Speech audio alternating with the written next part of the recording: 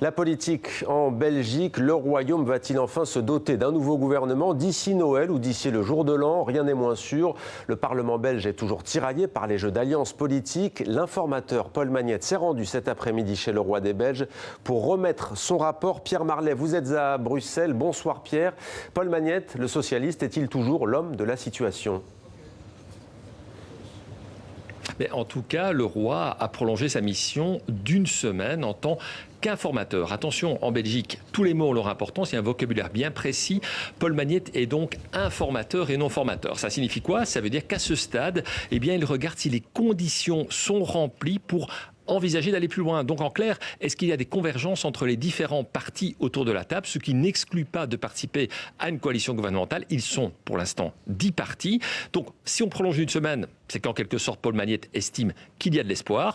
On verra sans doute un peu plus clair la semaine prochaine. Et ça sent, Pierre, la mission de la dernière chance. Que se passera-t-il justement dans une semaine si l'option Paul Magnette ne fonctionne pas ?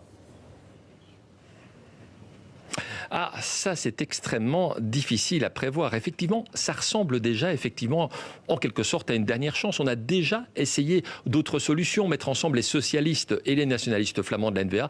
On sent que ça ne colle pas et on sent que toute la stratégie de Paul Magnette, c'est d'essayer de faire un gouvernement sans la NVA. Pour cela, il faut convaincre les autres partis flamands d'aller au gouvernement sans la NVA. C'est pas simple, c'est un grand risque pour eux. Donc on sent pour l'instant qu'on n'y est pas encore. Alors, on verra après si on peut avancer et si on peut envisager un formateur. Si tel n'est pas le cas, si Paul Magnette devait démissionner la semaine prochaine, on pourrait toujours imaginer que quelqu'un d'autre relève le défi, mais pour quel scénario?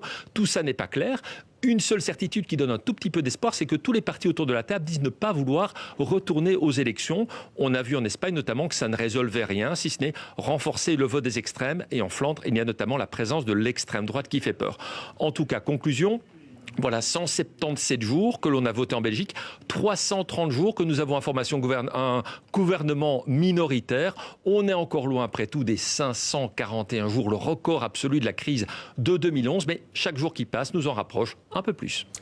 Pierre Marlet à Bruxelles pour TV5 Monde.